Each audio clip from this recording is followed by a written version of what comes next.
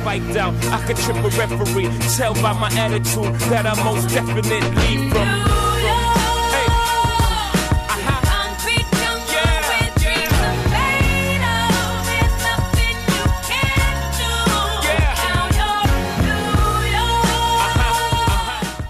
And welcome to the 50th Annual Twisties Awards, live from Los Angeles, California.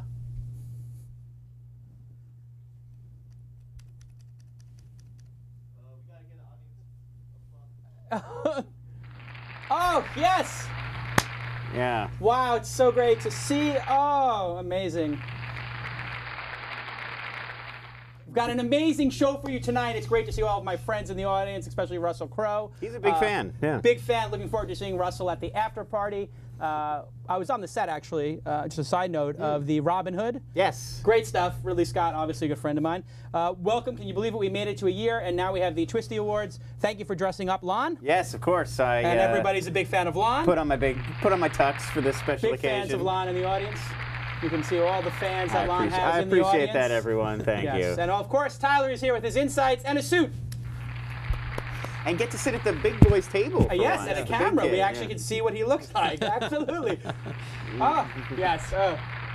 So great to see everybody. It's interesting. The cameramen like certain people in the audience. Morgan Freeman and Angela Bassett. Very happy with the cameraman. It was tough to get Freeman to show. Exactly, exactly. So we have a wonderful, wonderful show for you today. We are going to give the Twisty Awards, and why not get right to it? You know who's getting to it these days? Web Spy, Web Spy, Web Spy. Everybody loves Web Spy. What a great guy. Jack was on the program. Episode number... Jack? 30-something? 37? No, okay, don't worry about it. Anyway, Jack was on the show, and he was a great guest. And Web Spy, they provide all kinds of great... Web Spy, all kinds of great monitoring, server activity, a total log analysis solution, and their logs pick up activity so you can see what's going on your network, not for blocking, but for understanding. So thank you so much to Web Spy. Big hand for Web Spy. Big hand for Web Spy. Everybody loves You know who loves Web Spy? Absolutely. The Romans. The Romans love Web Spy.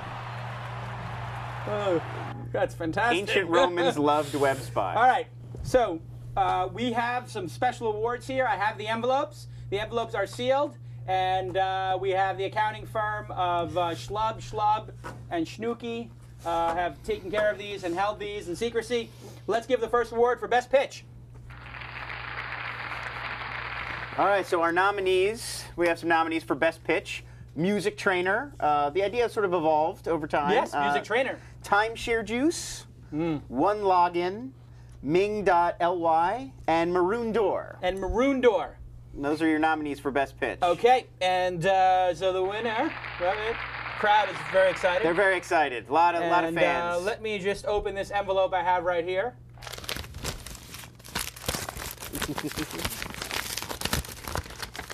Envelopes are... Tyler, what envelopes did you get? It's very hard to open these. We're trying to get through the envelope. And yeah, it's hard. The envelope is... That is one crazy envelope.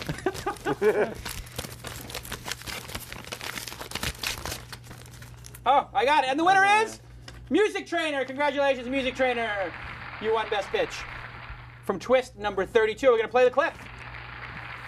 Audience is very excited. Don Cheadle loves Music Trainer. Don Cheadle, big fan of Music Trainer. So are we going to now play the clip of Music Trainer when they were on the program? Is that the idea? We should. Yes. Oh, here it is. Access to a lot of musicians that are active within the industry, with anything from the jazz fusion scene to the pop rock scene. Okay. I've filmed probably about 100 lessons so far. Okay. Each about 5 to 10 minutes of length. Good. So is it musictrainer.com? Yeah, it's musictrainer.com. What's up right now is just a temporary site, but on there you can see kind of some sample clips. Yeah, I put it up there. Okay. So you were a little nervous, you know that. Yeah. But you did get a lot of your key points across. I give your pitch maybe a 6 or something like that. I don't think you've pitched a lot. Have you done a lot of pitches before? No, I mean, I come from an IT background. Got it. Okay, so I don't expect you to be the greatest pitcher in the universe. So you did an okay job. All right, very good. Okay job. Very good. The next award, a very coveted award. This is the award for Best Story.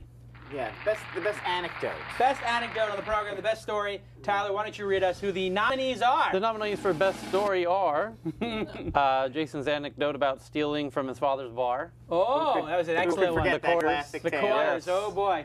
That was a classic tale. People loved it. Jason not getting on the real Shark Tank. Yes, one of my personal the bitch favorites. fest, yes. Going And crazy about the old... your entire life story as told to the Penn State entrepreneur class. So that whole episode... was nominated. It's sort of a special nomination for a special nomination. And of course the nominations are done by... The nominations were done, that's interesting, by sort of the entire Twist crew. Right. So we were all here last night sort of compiling everyone's And the votes. Academy. And the Academy of This Week in Startups, Arts and Sciences. Right, of course. One other nomination for Shaking Hands with Woz. Which was and a shaking recent, hands for Woz. a recent story, yeah. Oh my God. All right, let me try to open this envelope. Well, hang on, we've got to do the drum roll. And the winner is... And the winner is...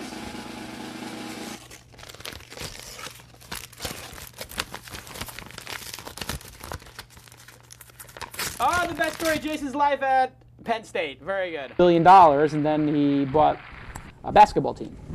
And I had emailed him, hey, I'm doing this blog thing. We're going to raise, like $100,000 or something. Are you interested? He said, sure.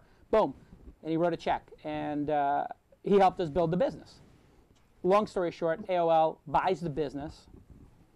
You can look on Wikipedia. You can look at different stories. Some people say it was for 25. Some people say it was for $30 million. They're not incorrect. It was somewhere around there. And I'm sitting there. I've got about $15,000 left in the bank. I had just bought my wife a wedding ring and proposed to her. And I'm sitting there at my Bank of America account. And I'm hitting the refresh key.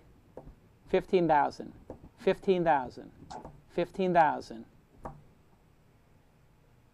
And then a whole bunch of zeros.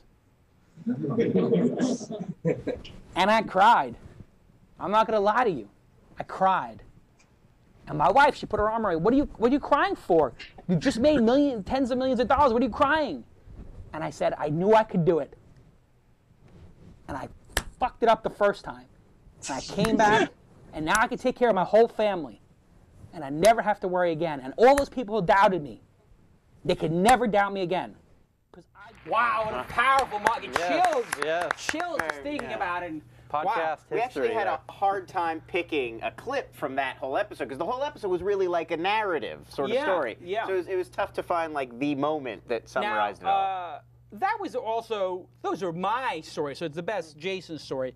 We could have best Jason anecdote. Right. Because I was nominated for all four, correct? Yeah. All four of the best storytelling moments were you. Yes. So we should probably have a best guest story next year. Yes. That would be a good new category. This is the first, I said this is the 50th year. And the 51st year. 51st year is really when we're going to find our stride. 51st we get our stride.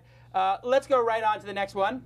The next category is Best Comment made on the show. Best comment. I have the envelope ready. We have five nominees here. 3 are you, 2 are guests. Okay. We'll start with yours. Yes. Never get high on your own supply. That's number 1. Number 2, starting is easy, finishing is hard. Oh, number classic. 3, the best equity, sweat equity. Oh, yes. And then some of our guest comments that have gotten the nomination. Gary Vaynerchuck, get off the bitch train and pick one. Of course. And David Heinemeier Hansen, the only thing that matters in the end is profit. Market share doesn't matter. It matters if it leads to profits. Otherwise, it doesn't matter.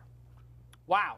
This is a very competitive category. This is a tough category. This is a tough category. 5 good nominees. I'm really interested to see the winner, and the winner is... Oops.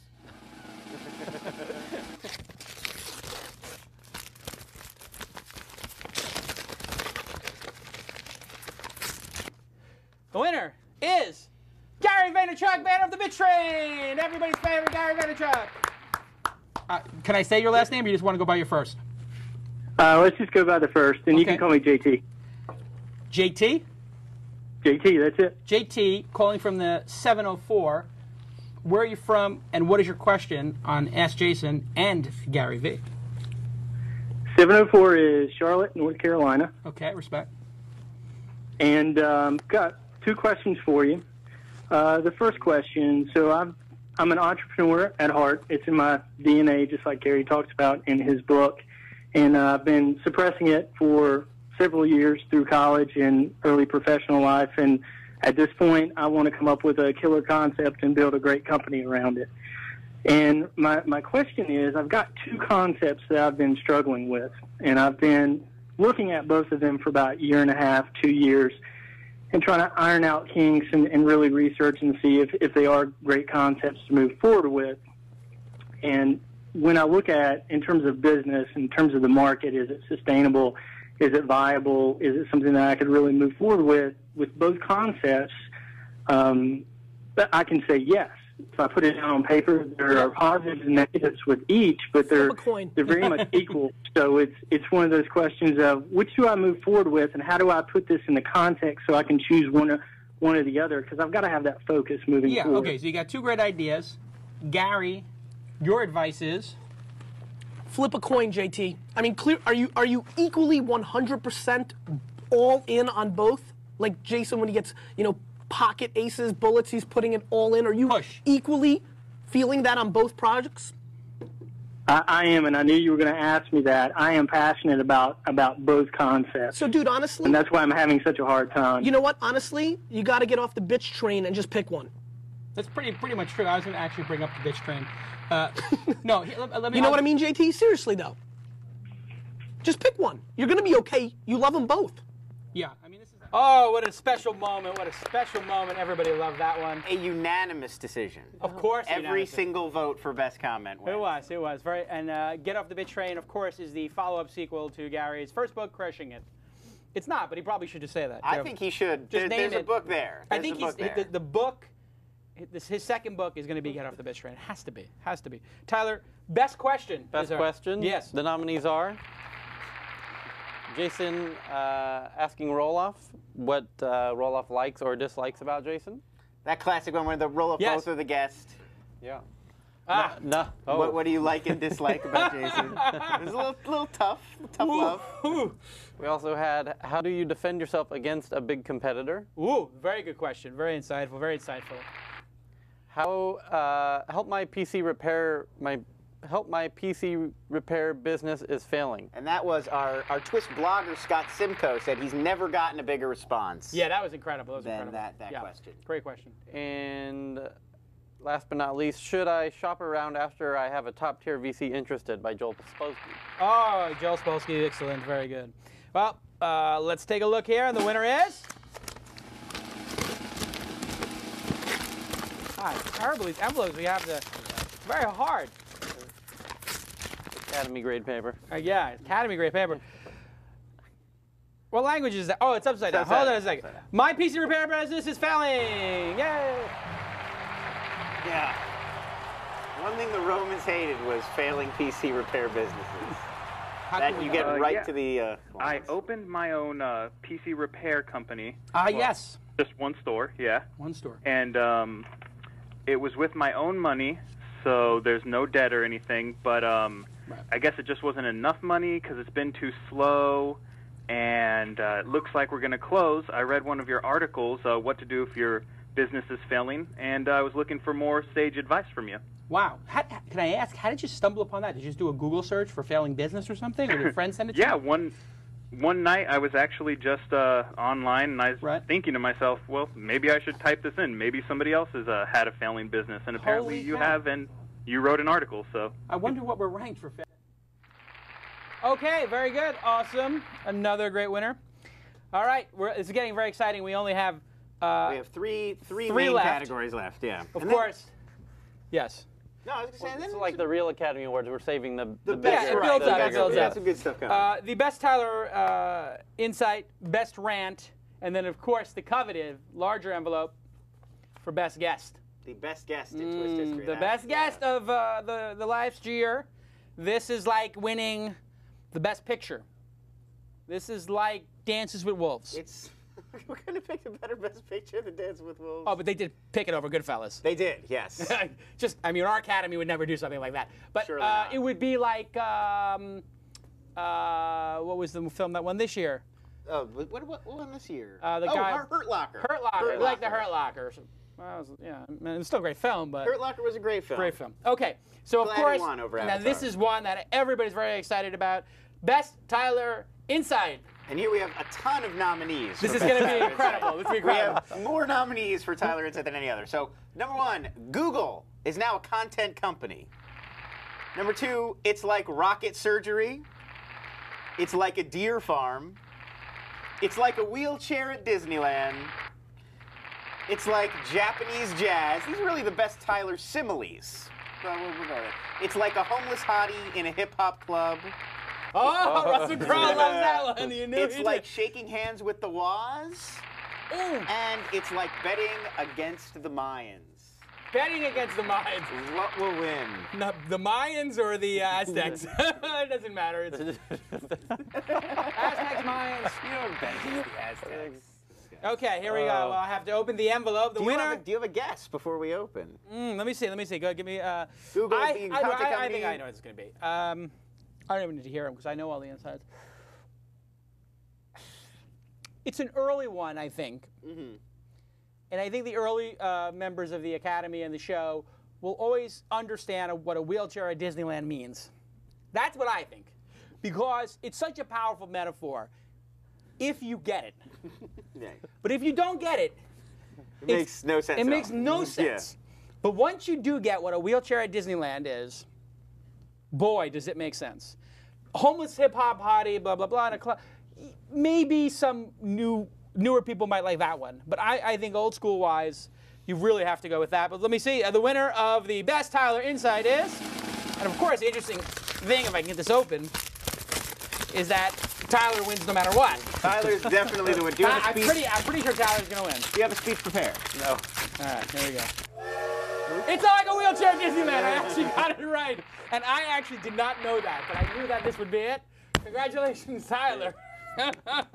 Very good, Tyler. What do you have to say for yourself? You think this is going to work, right, Tyler?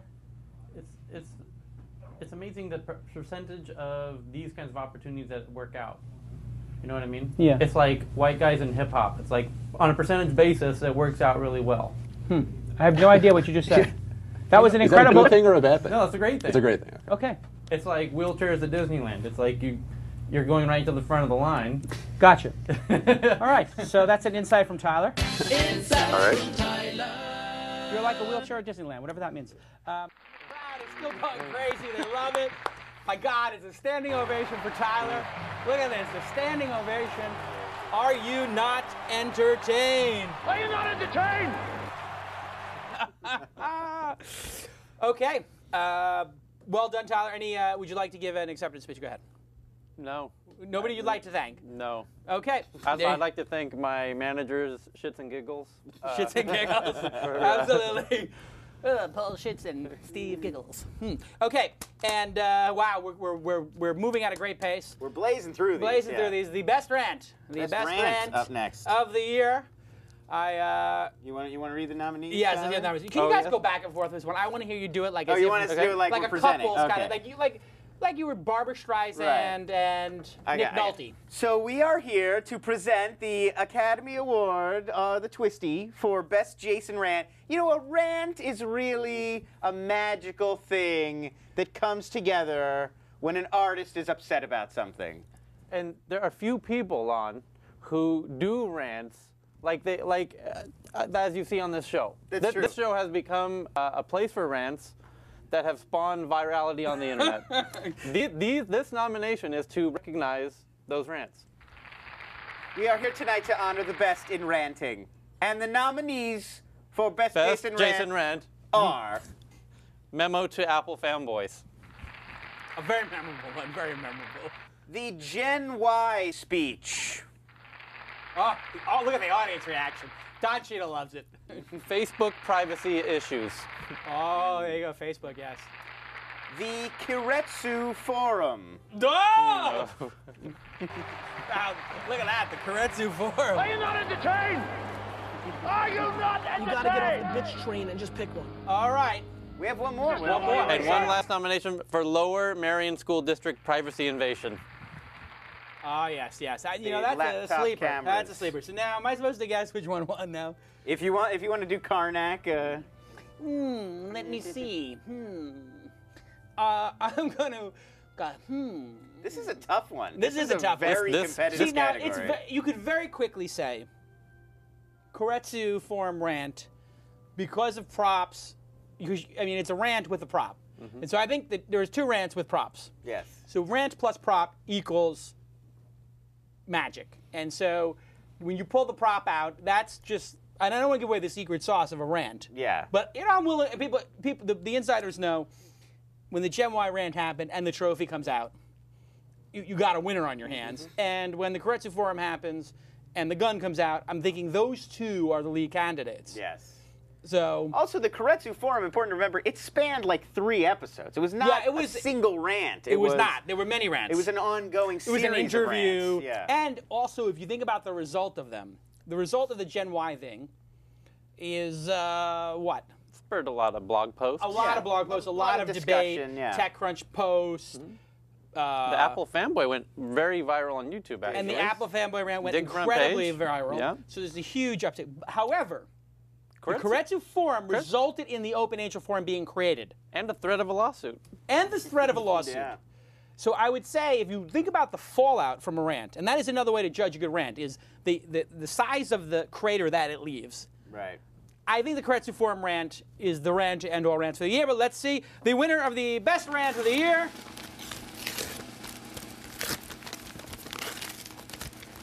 Oh, God. Jesus, can we get new envelopes? And the winner is Koretsu Forum. Yes, we got it correct. And I found out on this very show 2 weeks ago that some of the TechCrunch 50 were being approached to present at Koretsu Forum and Private Equity Forum and all these things, and being charged thousands and thousands of dollars for the privilege of doing so. And this made my blood boil, so I did what I always do. I fired off an email. And it got a response. Well over 1,000 of you responded in the first day. 3,000 people responded over the next week. And we launched an official investigation, as I said we would on the show. Was it 2 weeks ago, the show? 2 weeks ago. I said we would launch an investigation into this, and the Jason Nation did not disappoint. I was flooded with first case. Oh, yes, yes. So very well youthful. done. So yes, so youthful in that youthful. clip. I mean, you have to remember, that was 88. Yeah, right. That was back in 88. That was a while ago. Audience loved it, the alarm time. Classic. All right, well, God, please stop.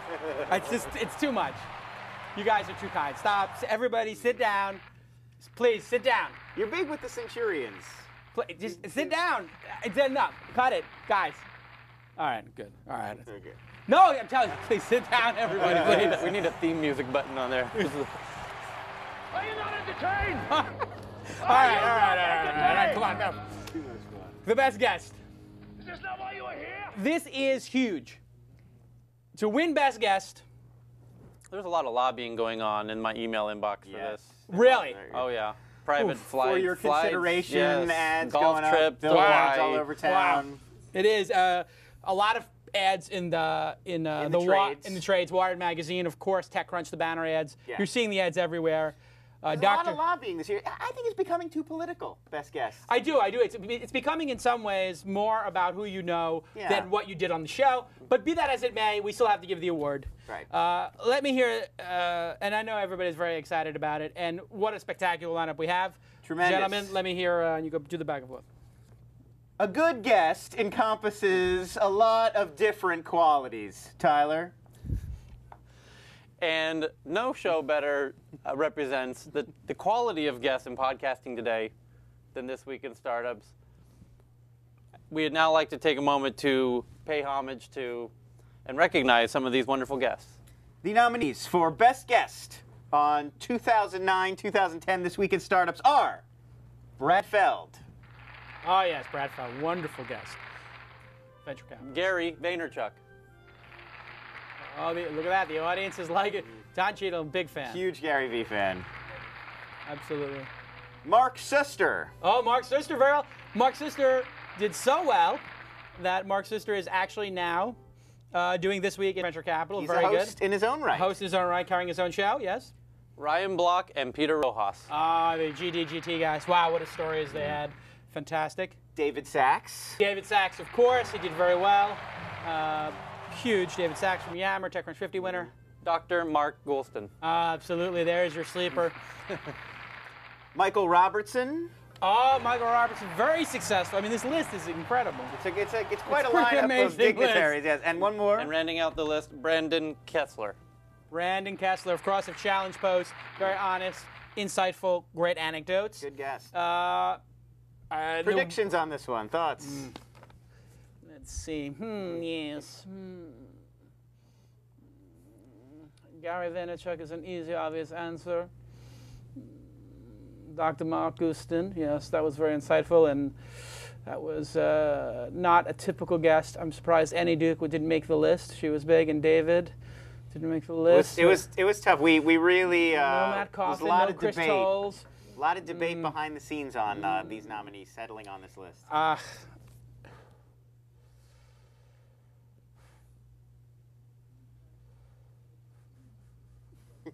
I feel like I'm making a call in poker. This is very difficult.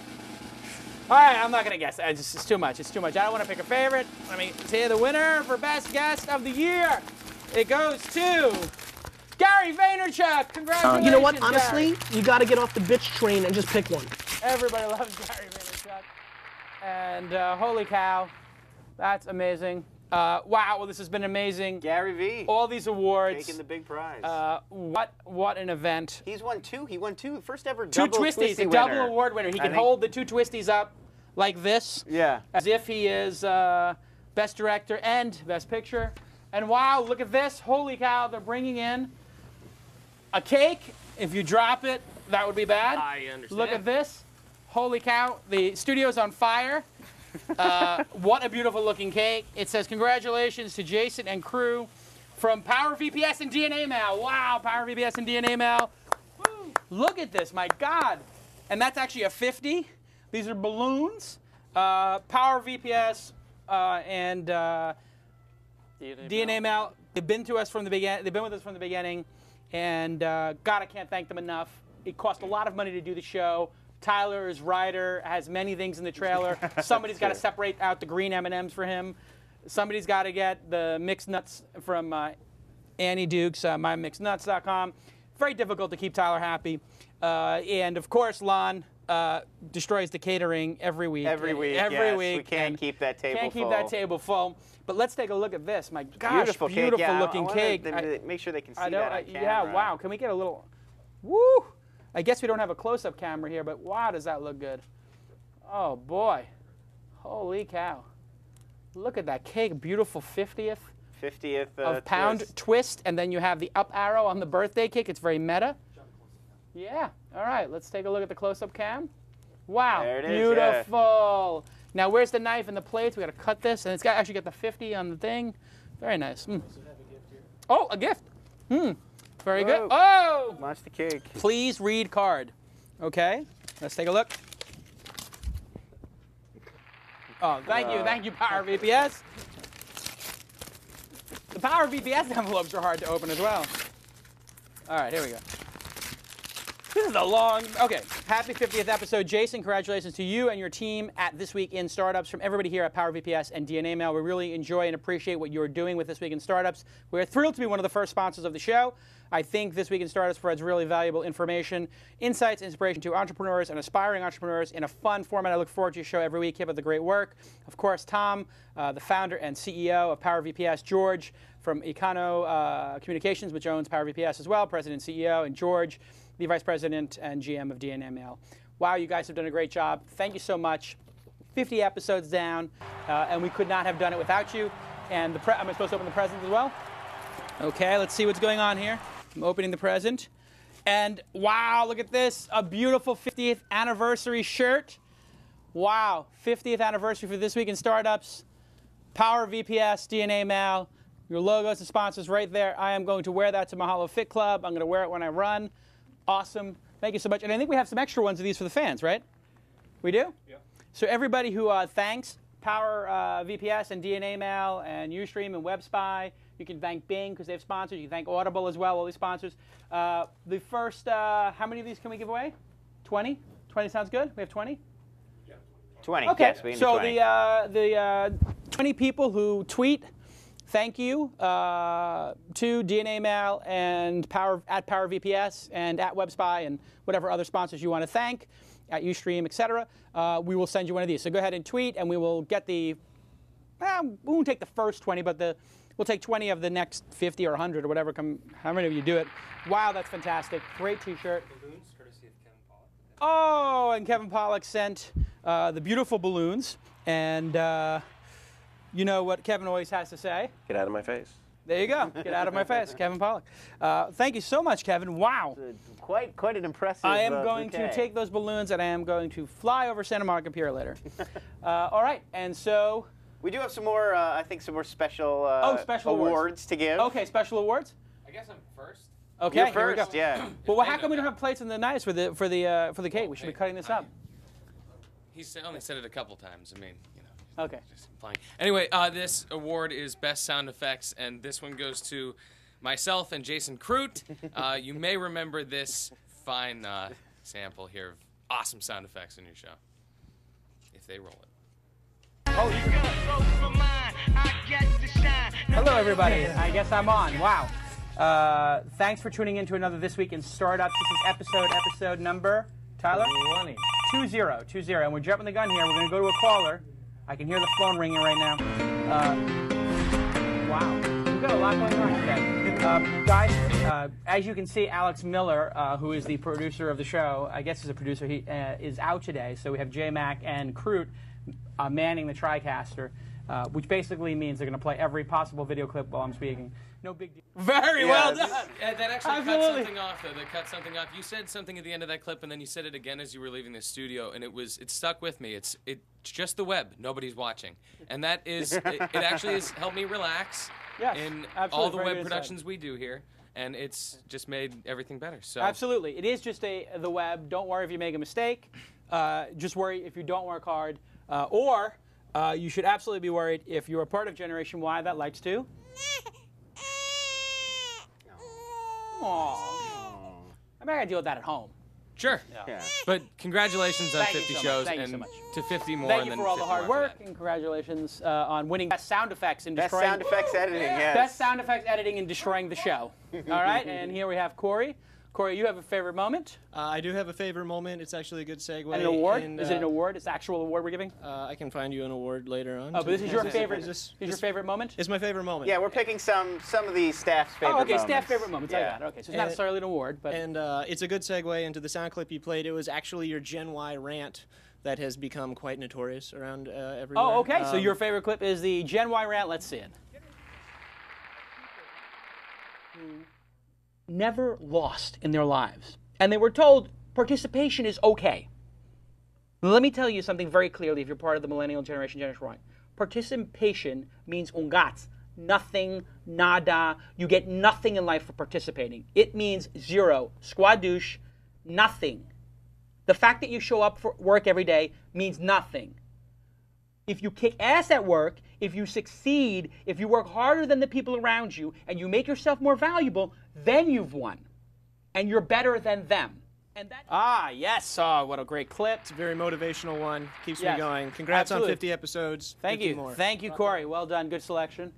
Oh, and here's Mike. Mike Brago is here. What's going on? So I have a fan favorite, actually. Oh, a fan This favorite. is the fan favorite clip from the Wow. entire history of the show. From John Humphrey. John Humphrey, okay. And it was an insight from Tyler from South by Southwest. An insight from Tyler. I had 2 insights from South by Southwest. Well, We'll see which one it is. We'll see which. let's it is. roll that The clip. most interesting thing in my mind about South by Southwest is there's the internet part, which we were all there for. Then there's the music part, which is going on now. And I think the most apropos line I could whip up for this is going to South by Southwest for the interactive and not staying for the music is very much akin to going out for drinks and not going back to her place.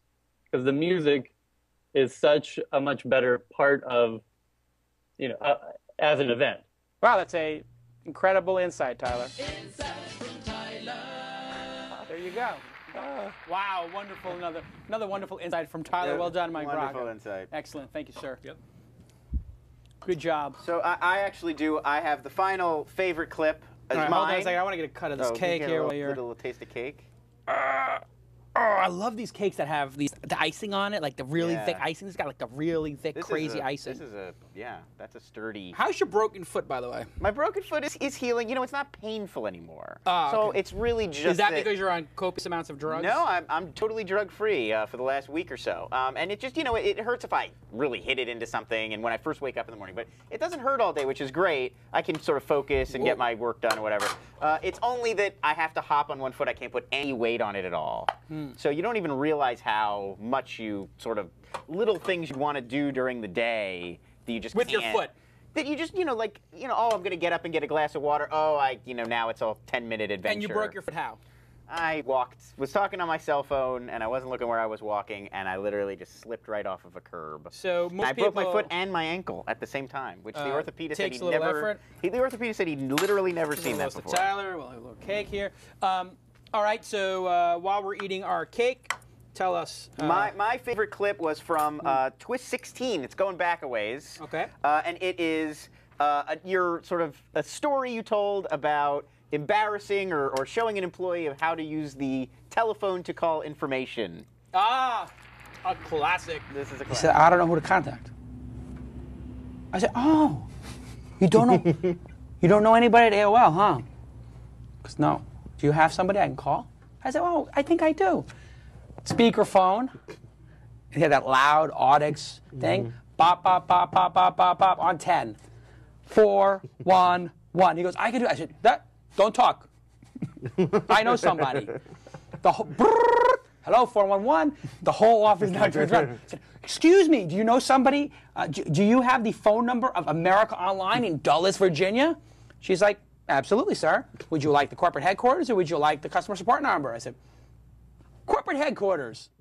Oh, I was wondering. I can remember. It just goes on like that, too. I mean, it's really drawn out and painful. It's just, I'll tell you, looking back, I try not to do those things. It's just that when somebody is so learned helpless, and this is the problem. I'm reading, or I'm listening on Audible to Nurture Shock by Paul Bronson. And he goes into detail about studies of people who have been praised their whole life and what a disservice praise does to people. Because then you think you're actually smart, and you think that some innate smartness is what makes you special, as opposed to the fact that hard work and effort and practice is what makes you smart. And having just read, or I should say listened on Audible with my monthly 2-credit subscription, they're not an advertiser anymore, but they did for a while, talent is overrated. Deliberate practice is what makes you good at stuff.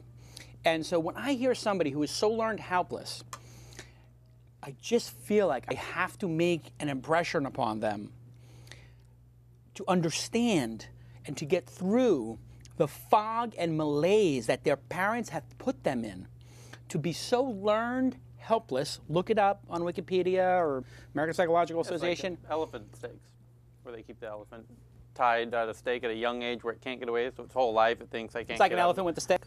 No, an elephant stake. It's an elephant stake. It's like an elephant stake. Great insight, Tyler. I don't know. Are you trying to get? You're basically priming the pump for next year's awards already. Yeah. That's ineligible. That one's ineligible. No, but I don't know. This is, I thought, a well-known thing, but probably isn't. Yeah. Elephants at the zoo could escape anytime they wanted to. Sure. They psychologically, from a very young age, when they're first brought into the they put a stake in the ground that they can't get away from when they're a baby. Right. The elephant learns that I can't get off of this stake its whole life. It thinks, I can't move from. I can't move from this thing. But as it gets big, of course it could. Mm-hmm. Right. Okay. It's been an amazing show. A lot of fun. Look back. A great look back. I think we got all the awards taken care of. We do. We've thanked all the sponsors. We have. The cake is delicious. It really is, actually. It's quite a nice cake. People like it. It's so well put together. Usually when a cake is just well designed, they sort of skimp on actually flavor. Yeah. Although I have to say, the density of the icing on this is very astounding. Intense, yeah. It's like literally 3/4 of an inch of icing on the edges. It's nuts. Well, once you get inside, it's pretty tasty. I don't think Tyler likes I don't think Taurus likes those balloons. Taurus, what is it? Get him. Get him. Oh, that's funny. Okay. Let's go and do a little bit of news and We wrap have some up. news. All right, a little news.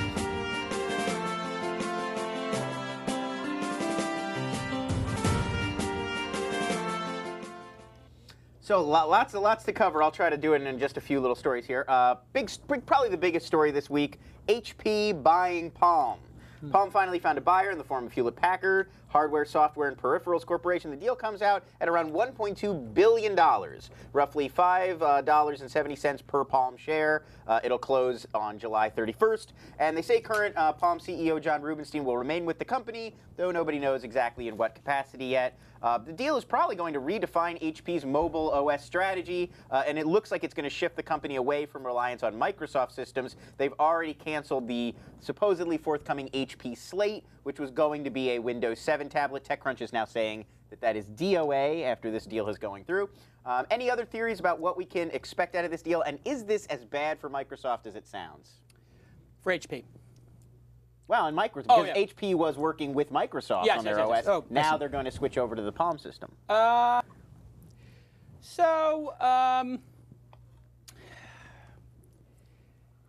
got bailed out. So the Palm investors are feeling pretty good about themselves right about now because somebody bailed them out. I don't think that this is necessarily going to be successful.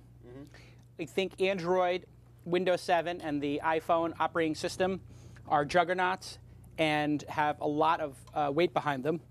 I think the best HP could do is to open source this product, as Android is, and Windows 7 is not, and iPhone is not, and that would be the only way for them to compete, is to be another open source competitor to, of course, Android. But that being said, the Palm OS has always been very nice and elegant and ahead of its time. It hasn't been ahead of its time for a long time. And so usually when a big company buys something, it devolves, not evolves. The pace slows, not quickens. So if I was a shareholder of HP, I would not vote to do this. If I was the CEO of HP, I would not do it. But then again, maybe they've got some master plan. HP makes a lot of computers. I don't know if they're the second or first maker of computers worldwide. So maybe they have a plan to do their own OS against Windows. And for tablet devices and netbooks, maybe this will be a netbook, and they want to control their own operating system and sell HP netbooks and laptops like this. Yeah. So anything's possible. But certainly a big story in some ways, but unimportant in the shadow of the iPhone operating system and the iPad launch and Android's ascension and the coming release of Windows 7 Mobile. Insignificant. Right. Well, speaking of the iPad, we have iPad news. Not an insignificant lesson, though. Palm kind of just not doing everything it could when the iPhone wave tsunami's coming and the Android tsunami's coming. And it just goes to show when a big company wants to move into space, whether it's Google or Apple, you better take it seriously. And so if Apple decides they're going to do a phone, and you remember before, people were like, Apple phone, that's going to be ridiculous. People forget that Palm was the standard. Yeah. You had a Trio or you had nothing. Like, it was like you had a Trio with applications or you had a phone without stuff. And that was it. Correct, Taurus Rafondo, whoever's barking. Taurus. And you know what? Helio got caught up in that tsunami as well. Two tsunamis coming in concurrently. I have an editorial I'm working on. You guys know I set up jasonnation.com to go to the mailing list now, and obviously I wrote a couple of emails recently, 2 in a week, which was like more than I've done since the beginning of the year. I'm trying to do 1 a week. Got a crazy book offer that I'm actually considering, and I don't know if I'm going to take it or not, but it's been crazy interest in doing a book for the last year or so, and before that I've got I used to get regular offers, but I'm actually thinking I might do it. I might.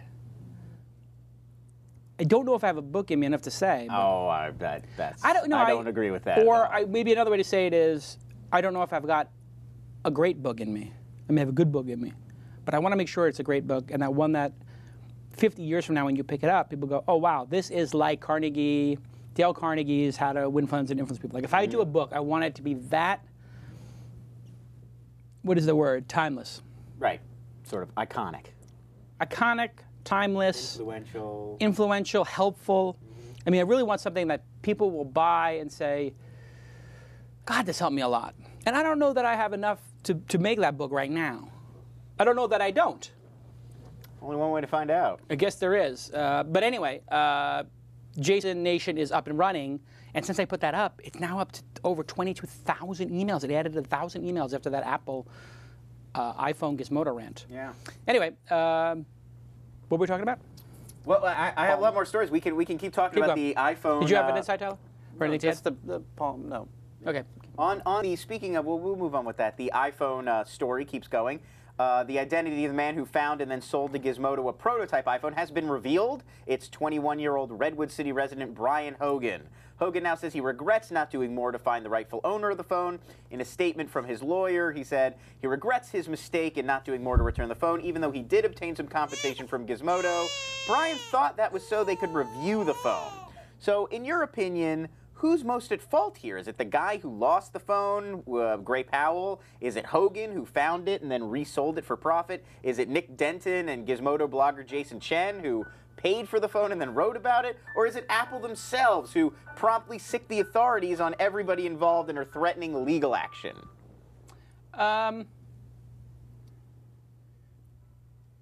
Who comes out worse of this? It seems like everybody. I've been thinking about this issue for a long time. I'm really sorry that you decided to sell the phone you found. And I know it's a tough decision to turn the phone into a profit center for yourself. And you could have done the right thing and just given it back. But you wouldn't have got 5 large for it. And I realize that now you're really sorry. And if you could do it again, you wouldn't. But you know what? We all have to take ownership of our mistakes. I mean, give me a break. Come on! What do I think? I mean, give me a break! Thank you. Thank you for that, brother. Thank you. Thank you. He didn't give the money back, though. I thought that was interesting. Like, there was nothing in the article about he returned the $5,000, which you would do if you thought you'd really I wish I could have done more to return it to the owner. If he didn't know. As if to drive to Apple and put it on in their mailbox with a box or like a FedEx. One app. Or you could put a phone. I guarantee you, somebody get me a FedEx. I will put a piece of this cake in here and put Steve Jobs' Apple computer on it. I guarantee you FedEx with no address gets it there. Yeah. Guaranteed. Well, he gave it to a friend, and then the friend called like the Apple Care number and couldn't get through to anyone, and then they gave up. That's what we call an excuse. They said, here's what we're going to do. Yeah. Let me explain to you exactly how this happened. Dude, we can make a lot of money from this. And like, so just picture like me and Tyler right now, like as those guys from Harold and Kumar. No, dude, this thing is worth money. No way, dude. Like, but who would buy it? I don't know, dude. Like Engadget. No way, dude. Oh, let me call them. Oh, wait, hold on a second. Wait, is that illegal? Oh, wait, let me just make sure I call the busy signal and, oh, they didn't pick up in 3 rings? I tried. Yeah. I mean, what? It's another Gen Y rant coming. Like, well, I have to get mine. I deserve the $5,000. You know, like, I found the phone, so I deserve the $5,000. What the F is wrong with you people? I hope they put this kid in jail for at least a week so he can smarten up. This might be the best thing to happen to this idiot. He could have got a lot of free Apple products had he returned that phone. Oh. Yeah, he might have gotten a little more than $5,000. How about the reward of doing the right thing? I'm trying, right. If you see somebody on the side of the road here on Colorado Avenue and they're trying to do, fix their tire, and you see them struggling, and the woman's got a baby in her hand, you might stop and say, "Hey, can I help you?" Oh, I don't do that. I never do that in LA. Yeah, okay, whatever. I mean, if you find a phone in a bar, the proper procedure is to give it to the bartender. Hey, dude, I found a phone. Well, what's weird is these guys are full of it, and they need to be prosecuted. Not because this is some big crime against humanity, but to save themselves from the stupid things that their brains, their simpleton little brains, are going to enable them to do. Because if you're so stupid to sell an item for $5,000 to Gizmodo and not think that Steve Jobs is going to kick your ass, you are a fool. You're an idiot. And stupid people need to get feedback. And everybody's like, oh, Jason, why don't you have any forgiveness in your heart? You know, like everybody always tells me, it's like, oh, it's time to forgive Daniel Brolowski or whatever, the guy who was trying to. Yeah, that's the kid who worked for TechCrunch who tried to get bribes of a MacBook. And succeeded in one case and didn't succeed in the second. He got one. This kid is also an idiot. It was an and we know ill-considered him personally, and I can attest to you, he's not too bright. And I'm not saying this to give him a hard time. If Daniel gets this clip and somebody sends it to him, Daniel, you're not that smart. You need to smarten up. What you did was really stupid, and it makes you look unemployable for the rest of your life. You need to not do stupid stuff anymore, and these kids need to not do stupid stuff. If you get caught by a cop, you know what? I'll tell you a story. You see the tie here is the Apple products are driving these young kids crazy. It's right. It's basically the pursuit of an Apple Would this product. ever happen with a Microsoft phone? You can file this under entitlement. You can file this on, I need a better title, or Jason doesn't give me enough praise, or any of the nonsense that we hear. When I was a kid, we did stupid stuff. One of the stupid things I did with my brothers and some friends. In addition to the quarters. This is a different story. I'm like 12 or 13 years old. Cue this up. I smell something good here, folks. Let's mark the time here. I was 12 years old. And my brothers, I can't do it. That makes me laugh too much. No, I'm 12 years old. Thank you. Thank you. I'll see you after the show. We're also not going to go drinking. So my brothers and I decide, we're on 77th Street, train station. We're going to go to 69th Street, but maybe we should go the other way to 86th Street in Brooklyn on the R train, also known as the Rarely. Not to be confused with the N train, also known as the Never, which was the two trains that service my area, the Rarely and the Never, is what we call them. So we decide, why should we have to go upstairs and take the stairs and go across and then back down? Oh, no. When we could just jump on the tracks and cross. Oh, no. I knew this was good. So 5 or 6 12-year-olds decide, we'll jump on the tracks. So we jump on the tracks, and we're going up and down the station, and people are like, oh, you kids, get off the tracks. And we're like, hey, you lady, I'm on the tracks. It was just pretty fun. We're going back and forth. There's rats, and we're screwing around, finding quarters, all kinds of stuff. We're having a good time on the tracks. I mean, what else do kids in Brooklyn do but walk on subway tracks? The third rail is right there, by the way. Yeah. And if you touch the third rail, you die. Yeah. And so then... That's the electrified. That's the electrified thing. But by the way, it's only electrified when the train is coming. Or that's what my brother told me. So I don't know. Don't go touching the third rail. I don't think that's true. I don't think you're ever supposed to touch the third rail. You're not. Anyway, I do know there was one kid who used to grab other kids and put their hands on it or throw their foot on it because I think they knew which ones were and weren't. But anyway... Do not go on the train tracks. Do not touch the third thing. It's probably going to light you up. So we go to the side, we climb up, and we see a guy walking towards us. He's looking right at us. But we're tough. We're like, whatever. We're 12 years old. We're on the tracks. Whatever. Shut up. What? And so we start walking down. The guy takes out a badge. He goes, transit cop, come here. And we're like, what? Whap! He smacks this one of our friends. Bam! He grabs the next one of us. Thrusts us wall. Whack! Boom! Grabs the next guy. Bang! All 5 of us. Oh, Mr. Stop! Stop! Mr. Stop! He smacked every one of us 2 or 3 times. This is the era before anybody had cameras on. Nobody had phones. I got smacked in my head so hard, it's still ringing. That's amazing. I would never go on the tracks again. Okay? We never went on the track. Well, we did probably, but we thought about it. Right. We got smacked in the head multiple times. I'm not saying you should smack your kids. I would never hit my kid. However, when you do stupid stuff, the world smacks you, and then you pay attention.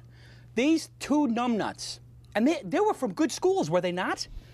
This guy, Daniel Brolowski, yes, definitely. Well, Daniel Brolowski's, give me a break. This kid had every opportunity to give it to him, but he's a young kid who's... Young kids are supposed to be stupid. Brian Hogan was, I think it was a city college, but he was a college student. Oh, it's just like, really? I mean, are you 21 years old and you don't know how to do the right thing? Every single person who goes to a bar knows that if you find something at that bar, and you ask around, like, oh, is this yours, is this yours? And nobody finds it, you give it to the bartender. You say, hey, somebody dropped this. We went to Denmark, and we're in Denmark, and you go by the subway station, 9 o'clock at night. Tyler's got a couple of drinks in her. Walking around. How many bicycles were around the train station? Japan's the same way. Hundreds. Hundreds. Hundreds of bicycles there. You know how many were locked? 0. None. Because everybody there's got half a brain. You don't want your bike stolen. Don't steal another person's bike. Do unto others as you'd have done to you. This is very basic stuff. Don't do stupid stuff. If you do stupid stuff, don't get caught. Have a better story. I mean, even if you're going to be a criminal, is your story really? I called the helpline, and I mean, if I stole it, and I would be the Lex Luthor of criminals. I mean, I would take the phone. I'd be like, hey, Engadget, calling from a prepaid card. Hey, do you want to buy this? Bring $5,000 in cash in 20s and meet me here. And I'd put sunglasses on and a baseball cap and a brown bag. I'd say, give me the money. I'll be back in 5 minutes. I would go back in 5 minutes and then get in my car and leave. Yeah, Wired actually... And not even give the phone. And then I send the phone back to... Wired.com tracked this guy down, they said, through social networking sites. They didn't elaborate. But obviously the guy told people... He's an idiot. I sold the phone, I found it, and they traced him that way just through stuff I know he why posted. you have to get me so excited about this. It's so Sorry. stupid. People are... And then Gizmodo, the other kid, Jason Chen... Yeah, that's the... He's another idiot. Head blogger for Gizmodo, Jason. This kid's a true idiot. You work for Nick Denton. Nick Denton is a millionaire many times over. And he tells you, hey, take this $5,000 and go buy something stolen. Are you an idiot? Oh, by the way, I'm Nick Denton. Here's a pile of cash. Go buy me some drugs. Or go gamble. Or do me a favor. Here's a .45 caliber pistol. Go down to that bank and steal me some money. I mean, how stupid are you? And did Nick Denton say to him, by the way, don't worry about it. Nothing will go wrong. I guarantee you that conversation happened. You know, Gawker's got lawyers. I'm sure the guy felt like there's people watching out for me. Let me ask you a question. You work for me. Yes. And you work for me. I am your boss. Mm-hmm. If I asked you, go take this $5,000 in cash and go buy that stolen Apple phone, what would you say to me? I probably would not want to go buy something that was knowingly stolen. Okay. I want to do a good job. You know, I want to do my job. Right. I would probably consider the pluses and minuses, but no, I don't think I would go fence stolen goods. Tyler, would you go? I would try and get a sense for how aware you were that this is not legal. And if I said to you, no, of course it's not legal, but we're going to get a lot of page views. Here's $5,000. Go get it.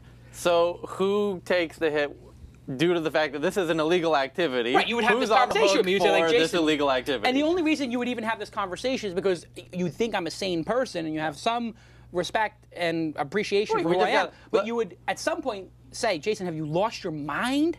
We don't need to do illegal stuff to win. No, I would negotiate with you, but everything has a price. So I would say, you're worse than the guy. I want $50K. No, I'd say this is clearly illegal. Yes, great. I'm going to be on the hook if this is illegal. Yes. How much are you offering me to potentially risk? So you're saying you are essentially for hire for illegal activities. The price is right. Fair enough. All right, fair enough. Tyler's got a sort of being mercenary business on the side. He's being funny. Yeah. Anyway, I don't know, Tyler, if you have any insights into this, but I wrote my editorial on it. Everybody can read it at iPhoneQNA.com, which is one of our vertical Q&A sites. I hope you post some other questions or answer some questions about the iPhone while you're there. But I posted my feelings on that. 20,000 people clicked on it in Kevin 40 Rose hours. retweeted it. Kevin Rose retweeted it. It's gotten a huge response. It added thousands of people to JasonNation.com's email list. It is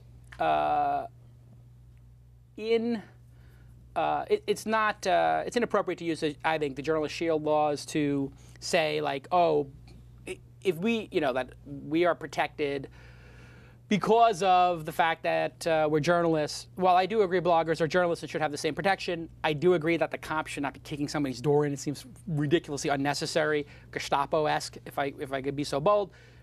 But they should prosecute people who traffic in stolen goods. And journalists should think very hard before they do illegal things. Because if we allow journalists to break the law on a regular basis and don't take it really seriously and give it a lot of consideration when they do, and there are circumstances that you can come up with where it might be okay to break the law, but if you do not give it a lot of thought and you start using it for something as insignificant as getting this iPhone prototype 6 weeks ahead of time, which there is no social imperative to have. It's not necessary. It's not like this is some people being abused in a prison somewhere or there's some child labor issue. It's not like there's some suffrage that people are going through by not knowing what iPhone 4G is going to be like for 6 weeks. I mean, are you kidding? And if this had been, we're uncovering a great scandal that's costing the American taxpayers dollars, or this is a scandal where children are being abused, or this is a scandal where consumers are being abused, you could actually get away with breaking into somebody's home. Literally, you could break into somebody's home, I believe, steal some papers that uncovered children being, abused in some way, if there was somebody had photographic evidence of it. People would forgive that, and a judge would say, you know what, I'm going to give you probation. You shouldn't break into people's houses, but I understand why you did. Here's probation. Boom. And you know what? I would take that crime. But this is different. This is for pure profiteering. Go ahead, Tyler. What's your thoughts? How is this different? So this kid, 21, found this intellectual property in the form of a device that he could have returned. He didn't, so he has it. He knows he's stealing it if he's holding it. And then he thinks, what journalist of this might be of value to? I'll give it to them. Right. So that they can do a story on this. And so how is this different from the kid who got the Twitter inside documents? Okay. Took them to TechCrunch and said, here they are. The differences are a physical device versus email documents. Well, let me count the ways. Yeah, okay. I know there are several differences. Yes. The one was he sent them without pay. There was no payment involved, or what? Yep. From a journalistic kind of protect your ass kind of angle, how's this Number different? one. Yeah. TechCrunch shouldn't pay for these documents. Right. There was no money being paid. Right. Second, documents, although there could be some value in them, are not somebody's device, but there is some value to it. And TechCrunch immediately called Twitter and said, we've been briefed on some documents that have been leaked. These are leaked documents. We don't know if they're stolen or not. We know these are leaked documents. We've looked at them. We've reviewed them. We think they're authentic. We are going to give them back to you. We're not going to run, and that's what they did. We're not going to run all the stuff that we think would damage our country and our whatever. But when reading them, it is newsworthy to note that you said you're building $1 billion company in it and whatever. It would be the equivalent of, in the other case, I don't know, Peter Rojas found the iPhone. And he said, wow, I'm going to put this on GDGT. I found the iPhone. I looked at it.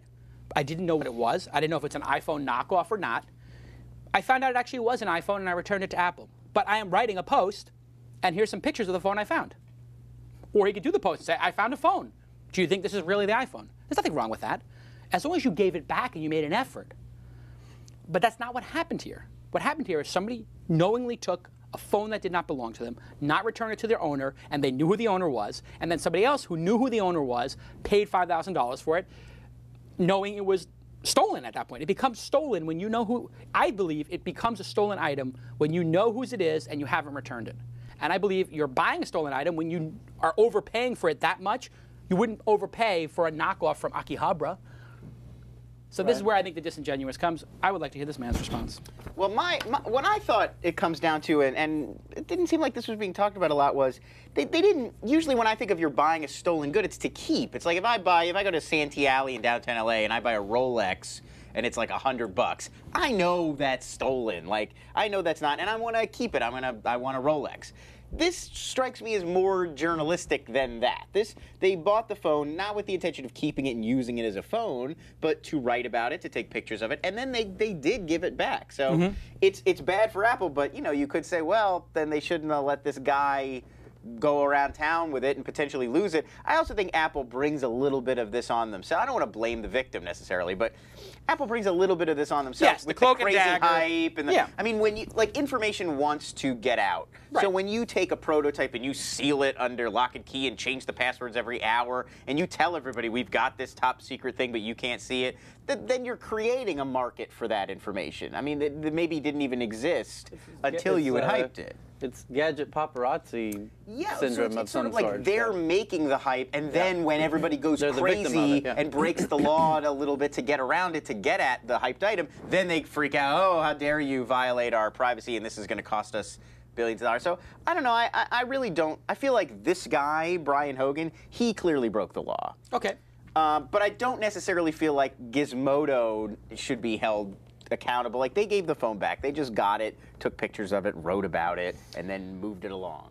I think that's where we differ. That is and just we you will, and I are we just, will They leave could it at have that. paid to meet with the kid to review the phone instead of paying for the phone. I mean, yeah, like If they did that, you could have paid $5,000 to interview him. Yeah. If they paid $5,000 to interview him, I would not have a problem with it, actually. If I paid, I wouldn't do it because I'm not an idiot. It's half of high society. I'm halfway into the World Series main event with that. But he still may have got a good return on his investment in terms of ad revenue and all that. If he sat there, if somebody said, I have the next iPad, Jason, give me $500, and on TV right here in the studio, I will let you interview me about it, I might think about that. I don't know. I'm paying you $500 for your cost of getting here, whatever. That's what these journalists do anyway. They buy people first-class tickets and put them up in hotels. That's a way of paying them. Like so anyway, for a story is a well-established. People do That's it. the way it got money is because they're paying for the device, and not the story. Right, but that to what me they want is the story. But that to me so is they should have sat with the person and said, hey, you claim to have an iPhone? Yeah. We'll pay you $500 to come to our office and show Keep it to them in us. disguise, no less, with the face and the pixelated, bubbles. whatever. The problem is, if we get into this whole thing where people start putting out bounties for illegal activity, that's what we're trying as a society to avoid. Is if we make it a free-for-all and we say, if you get me photos of a naked, ex-celebrity, and I will give you $10,000 for it. I'll give you $100,000 for it, whatever it is. And then people decide, I am going to climb over the fence and take pictures of this person. Like, didn't they do it to one of the MMA people?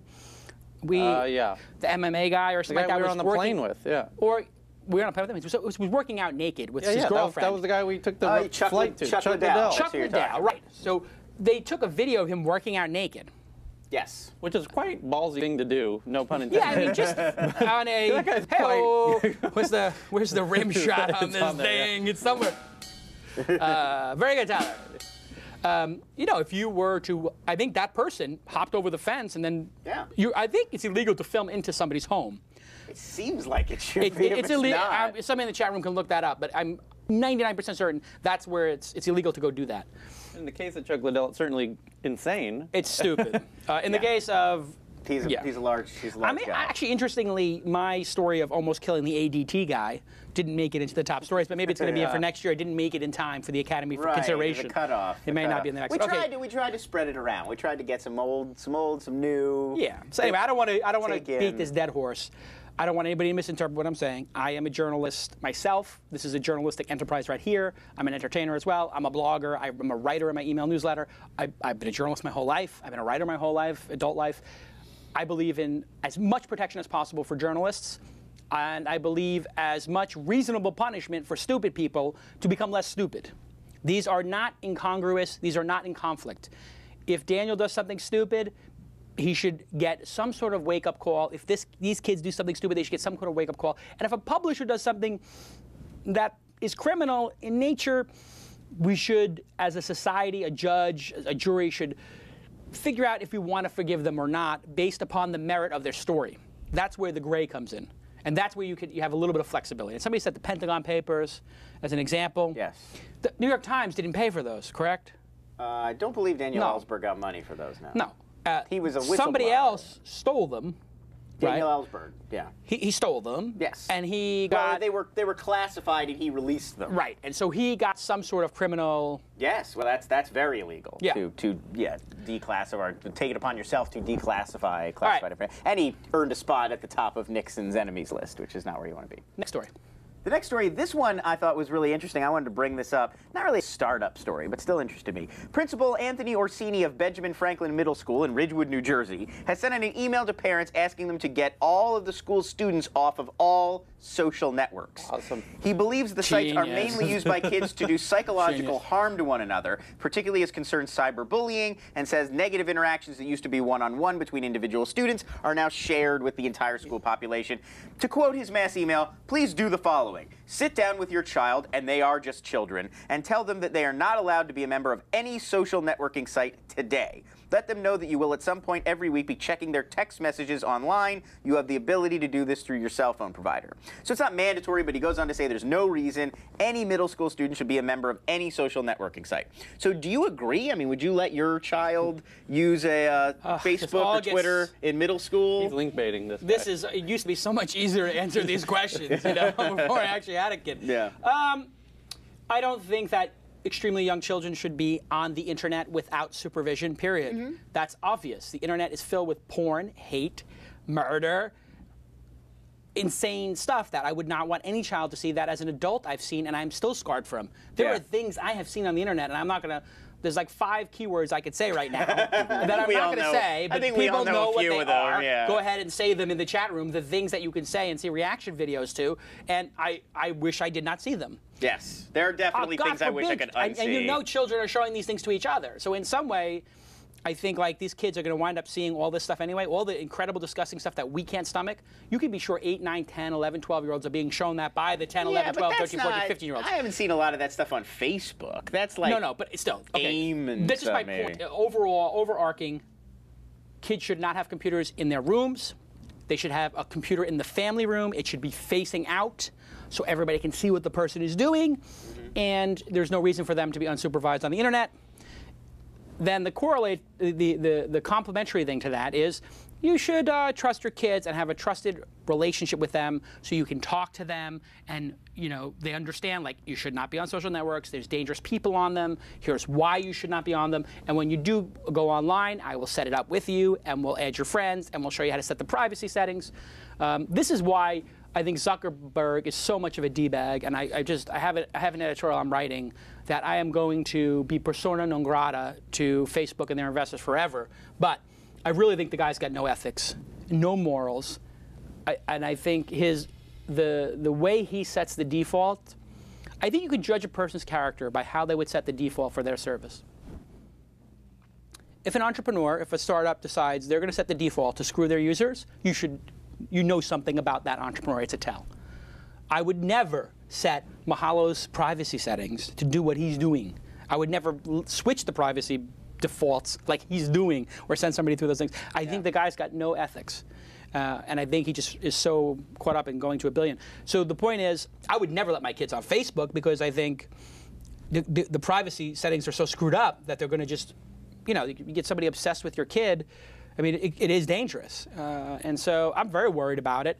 But I think you have to have a loving, caring, open relationship with your children so that you can have the discussion of how to use these tools. And I think cars, as an example, and kids do stupid stuff, right? That's what being a kid is about. So you want your kid to do stupid stuff enough that they learn how the world works, but not do stupid stuff enough so they die. So you want your kids... There's got to be some middle ground there. Yeah. There's got to be something between these two things, right? Yeah. And this is why I think there should be, every car should have a setting where you come in with your driver's license, and if you're under the age of 21, the car is speed regulated to no more than 5 miles over the speed limit. And I'm a libertarian, whatever. I'm talking about for children, which is a different benchmark. Adults, they want to speed and get a ticket, go ahead. But a child should have to put their driver, and I know they can get a stolen license and stick it in and then go speed, but that's hard. Yeah. It takes work. Why would you bother? And so, I don't know. I think, and there's a balance there. Do you want your kids to feel like you don't trust them and you're limiting the speed on the car? Or actually, an even better way to do it is, here's your key to the car. This key disables the car from going over 75 miles an hour. My key is unlocked, like the Segway has. I'm giving you the key that lets the car go above the speed. Idea. You could also tie that in with the breathalyzer. They have some cars that are set up with that breathalyzer. You can't start it unless you could, because that would be great for teenage drivers. Anybody under 25 should have to do that. Yeah, where every time you want to start the car, you just got to breathe. And I'm not, I don't want to become like Big Brother or whatever, but kids, that is, maybe the breathalyzer will leave out. But we should be considering some of these solutions for kids dying in cars. And that's how kids die, in cars, drinking.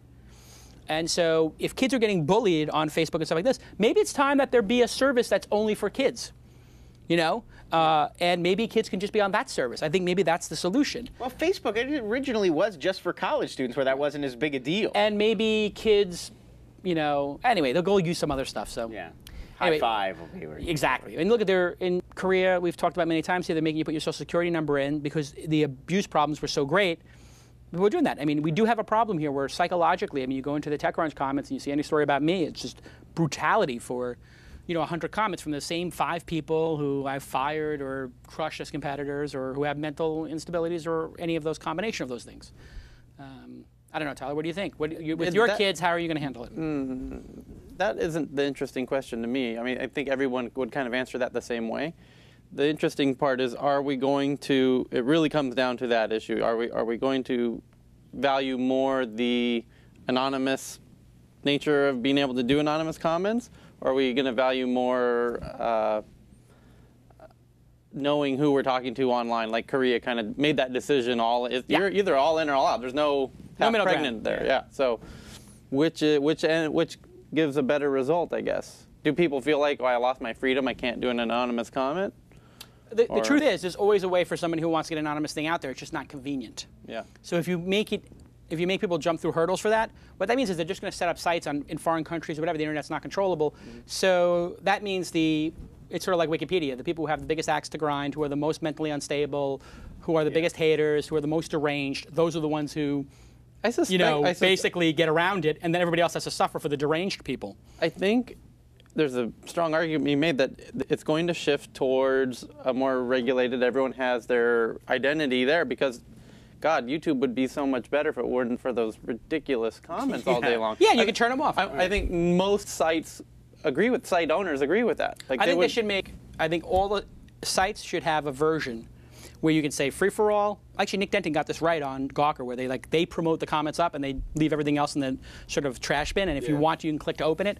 I would be totally open to Facebook only allowing comments to show that are from people who have verified their name with a credit card, which they have now. They have it on Google Knoll, I think. They verify people's names. And then if you want, you can just click a setting that says show all comments or show only real name comments. That'd be a great innovation. I don't know if anybody's got the wherewithal to do it. But actually, we had an interesting comment in the chat room I just want to point out. Brian Downing, whoever that is, or it may not be. It may just be using Brian's name. You can't, let's see, he had a good comment about moderation. Anyway, he was basically saying all of these things in life require moderation, like drugs, gambling, sex, everything. And so you have to teach your kids about moderation, and they have to learn to appreciate moderation. Anyway, interestingly, I summered in Ridgewood, New Jersey when I was a kid. My cousins lived there. Principals are going to do, I think the principal's got the right intent. He's probably just going about it the wrong way. It's unrealistic to say, get off of it. I think what he should be saying is, monitor your kids' activities. Maybe just talk to them about it. Be aware of what Facebook is about yourself. Or how about having a session on empathy? How about getting 5 kids in the room and talking about, because kids are intelligent. If you sat there with 5 kids in 5-person groups and said, listen, we're going to do an exercise here. I want everybody to say something unpleasant about Lon. And we're going to do this. You're all friends, and I've given you actually cards. I just want you to read to Lon. Read this to Lon. Read this to Lon. And you give them 4 kids a piece of paper which just says something really nasty. And I say, Lon, how does it feel? And the person would immediately say, it doesn't feel good. And I'd say, okay, that was just a simulation where you just read off a piece of paper. What if you actually were friends? What if you actually decided to say that and it was your words? Think about how damaging that is to a person. And think about if a person's having a bad day and they're failing out of school. How would you feel if that was said to you? Let's try everybody saying it to Tyler. So here's where it gets interesting. And you actually teach kids the overarching big picture issue. I think they'll rise to the occasion. Yeah, I mean, I think a big problem with a lot of this, honestly, is that parents don't take the time to learn what these tools are and how they are used. Here's the crazy part of all this. It becomes they don't know how to educate their kids. 7th grade, we had a special after-class meeting between me and 5 of my friends for picking on this girl in 7th grade, Tammy Semick. Sorry it came to that, Tammy. And she did the right thing, and her parents brought us down. I had to bring my parents down. It was very embarrassing. We all had to sit there in a circle with our parents and explain why we were sending milk bones to Tammy in her locker and stuff like this. I know. So disappointing. It was bad. So disappointing. Chocolate-covered milk bones, no less. And, feel very bad about it now. But, so the things that kids do. This had nothing to do with the social network. Yeah, I mean, I think that's kids are going to be cruel to kids regardless. That is what the principal was saying. It's not like Facebook is inventing kids being cruel to each other in elementary school. Well, but that's what this principal is saying. He's saying in that era, it would have been 5 kids picking on 1 kid, which sucks to be that 1 kid. But he's saying now, instead of just leaving a milk bone in her locker, somebody would take a picture of it, post it, and the entire school would see what you've done. Much more effective. So he's saying that now these tools are basically giving kids the ability to do psychological harm to one another on a much bigger scale, on an exponential level. Like I can mock you in front of the entire student, be like doing that in the middle of an assembly, instead of just doing it at somebody's locker and she sees it and hurts her feelings. But not everyone has to know. Got it. So that's his case. I don't know if I necessarily agree. I think it's kind of ridiculous. And as soon as you tell kids, don't you ever use that Facebook, it's like then immediately everybody's going to Yeah, it has to be put in some sort of context. I think you have to just, I think it's a lot of literacy. We still don't teach kids media literacy and internet literacy, and that's what really needs to happen. Last story, let's see. I guess we'll talk about the Adobe Steve Jobs war. Steve Jobs fired off a rare blog post this week attacking the common perception that Apple is refusing to allow Adobe's Flash to run on its mobile devices, such as the iPhone and the iPad, out of greed. Jobs cites numerous arguments against using Flash, highlighting that Flash applications cause Macs to freeze or shut down, Flash is not sufficiently open or secure, and that HTML5, CSS, JavaScript, and H264 render it essentially obsolete. Adobe CEO Shantanu Narayan fired back with his own statement saying that Jobs misrepresents Flash as a closed system, and he accuses the Apple CEO of attempting to confuse customers about why Flash isn't on Apple devices. So I'm assuming you read Jobs' letter. I read Jobs' letter. Did you find it effective, and why do you think he chose to make this statement now of all times? Steve Jobs is brilliant, number one. It's a very well-written piece, actually. It was actually a very And you can good absolutely blog tell. post. You can absolutely tell that it was written by him and organized by him. This is not a PR person. I mean, it goes into too much detail and has his succinctness. And actually, I thought I don't know if I'm reading into this, but it felt a little bit like one of my email newsletters and sort of the way he had organized it. But he sort of made the case against Adobe. Yeah. Well, not like I made the case against Apple at one point. And his case had like 6 parts or 7 parts. And every point he had was correct. I have Flash in Chrome. I don't know if you have this experience. When I run Flash in Chrome, it blows up 1 time out of 20. Ditto Firefox. I mean, Flash has always been buggy. Flash is buggy. He's definitely bad. right when he says Macs crash often because of Flash. Right. So Flash is buggy software, but Flash is also brilliant software, and it's ubiquitous. Flash is also closed, and we should have open standards. So he's very, very sophisticated in this letter of pointing out all the reasons of why he is justified. And even reading it, I said, oh, yeah, you know, he's right. Because it's such a good, it's so well presented, the argument. But then you think, well, what if I made this decision? Like, I do appreciate what you're saying. Like, it can crash your computer and it's not open standards, but your phone is not open standards, and I use it and I chose. So maybe, just like in my browser, I can choose to install Silverlight or Flash or any other plugin. Don't put it in by default, but if I want to explicitly put it in, why can't I? And that's where his argument falls down. Consumer choice. Right. All of this is great. Yes, it crashes. They should make it better. It's closed. But one part him of his calling argument, closed, him using the open-close card, you don't get the right to use the open-close card when you keep Opera's browser out of your thing for a couple of years, when you don't let people download adult software on the item.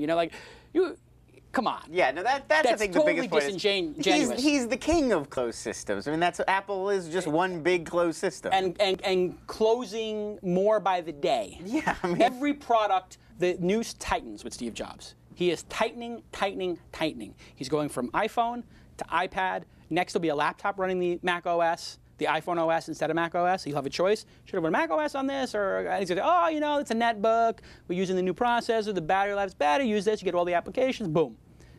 And then it's going to be like, your Mac Pro, well, we have like a Photoshop built in the App Store, and we get 30% of it.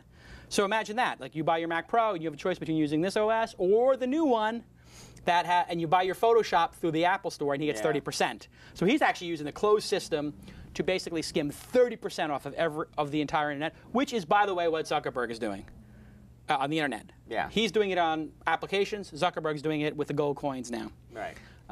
So both of them are totally disingenuous, and both of them the kings of closed systems. I've got an editorial I'm writing about this that you can download, or you can sign up for at Jason's Nation. JasonNation.com. I may actually put it out this weekend. We have to make a decision as an industry. Do we support open or closed for fundamental pieces of the infrastructure? And it's pretty clear that Facebook and Apple are winning because they have better products. Closed can make a better product. Yeah.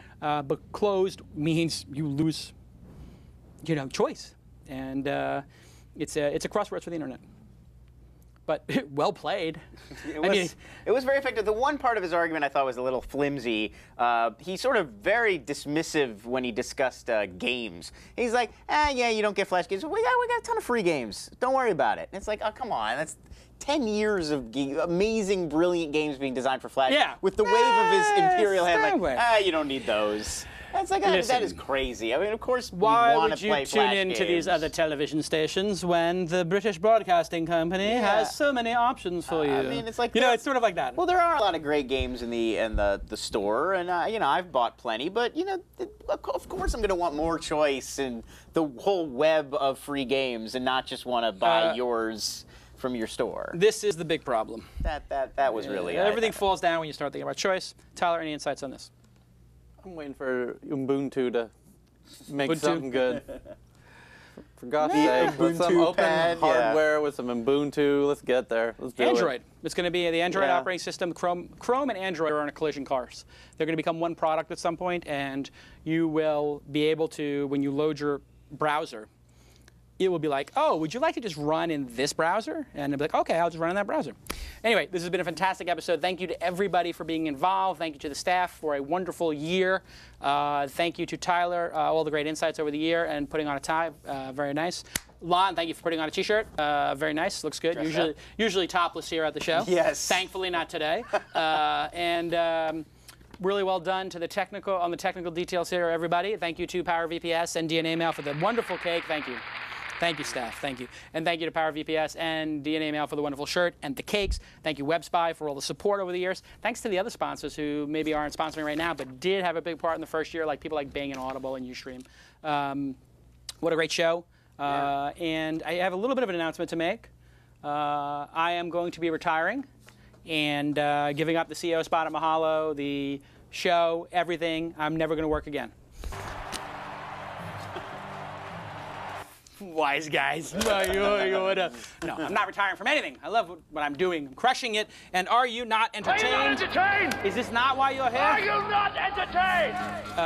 I will look forward to seeing all of you next time on This Week in Startups. Oh, the big announcement I was going to make is I'm considering breaking the show into two parts. The interview show and Ask Jason, Shark Tank, and news. Right. Because I'm watching these other shows on the network do 1 hour. And I just feel like this 2-hour show, hour-and-a-half show, it's too much. And we're cutting down to a half hour in some cases. This Week in iPad this week was a half hour. Nice and tight. Really tight. Really good It's show. easier, you're sitting there, you got a 30, 40-minute commute, which is what people have. Do not play any Gladiator full clips, because remember what happened the last time we did that? There was a bunch of MPAA people out there. And next Friday is going to be Iron Man 2 with the Mahalo team, Gold Pass Cinema. I will be there. We'll be at the Gold Pass Cinema. I will be we have the whole on my crutches theater to get there. Of course, you know I'm a terrible boss. I'm just taking everybody to dinner at the most expensive movie theater on the planet to see on opening night, and I've rented out the entire theater. It's tough working for me, I know, guys, right? It's really difficult. It's a chore sometimes. Oh, yeah. We'll see you next time on This Week in Startups. What a great year. Spiked out, I could trip a referee. Tell by my attitude that I most definitely from